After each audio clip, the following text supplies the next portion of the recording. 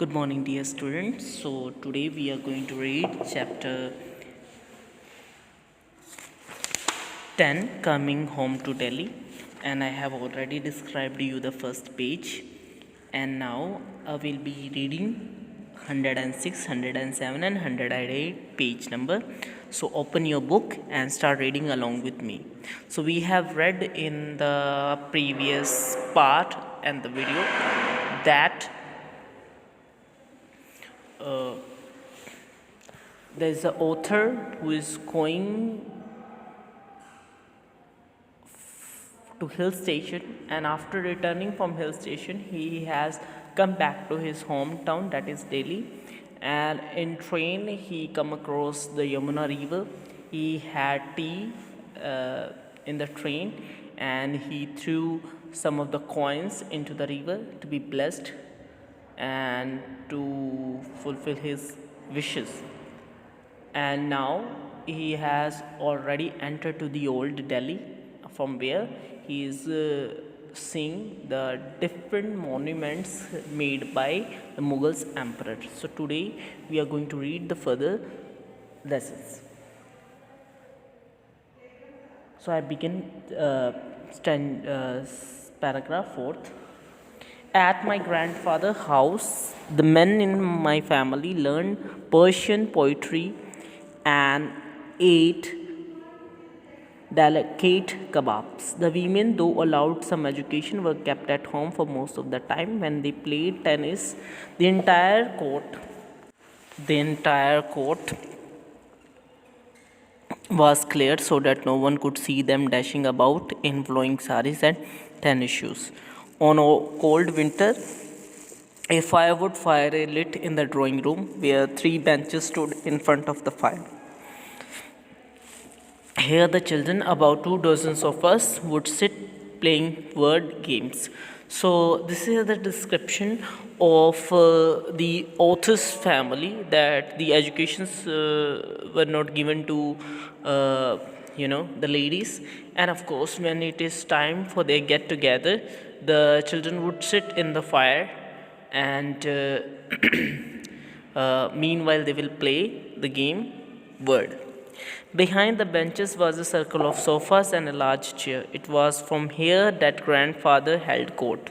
He loved to lecture his grandchildren on daily history, and his best opportunity came at a family picnic. Now it's an opportunity where the family has got together, and it's time when his grandfather would describe the history of Delhi.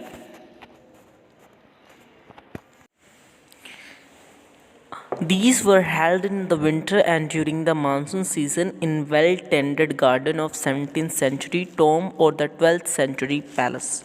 The entire family would go on the picnic. During my childhood, it never occurred to me that family could come in size of smaller than 30 people, swelling easily to a few thousand at the mention of a wedding.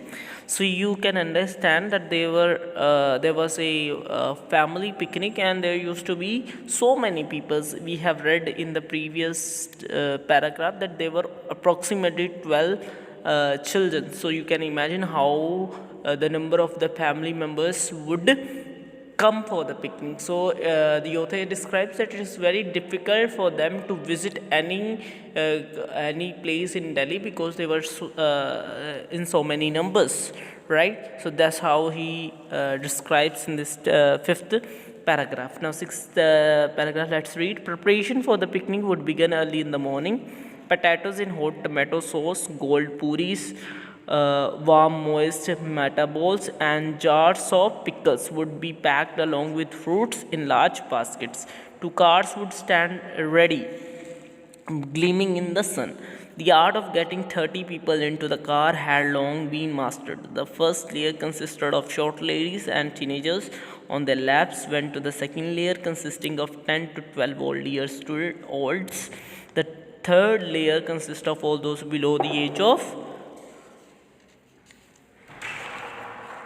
10. The tall men sat in the front seat. On their laps sat the 10 to 12 years old holding the basket and pots that could not be stuffed into the trunk. So we have read that whenever they used to go to the picnic, they were in 30 numbers.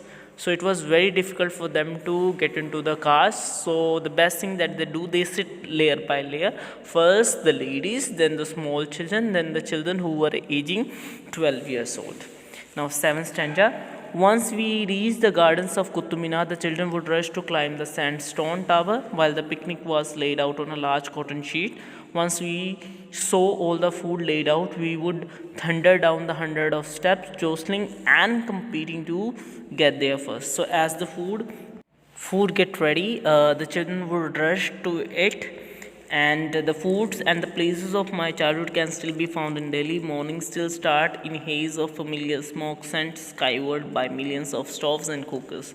In those early years, arts, potatoes, and peas are the combined with ginger, turmeric, and green chilies. Chapatis are cooked over the hot fires, buttered and stacked with a vegetable and a piece of mango pickles in the tiffin carried to be carried by many people on their way to school and offices, just as I did on my way to school to Delhi.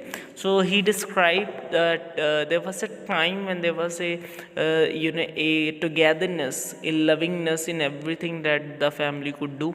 But nowadays it is getting apart, and those days he knows that he used to pack the tiffin where some aloo bhuchia used to be there, some chapati used to be there, and of course the pickle of mango would be carried to the school or offices.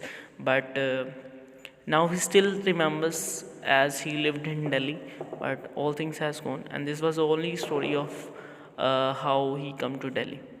And if you have any doubt, you can ask me.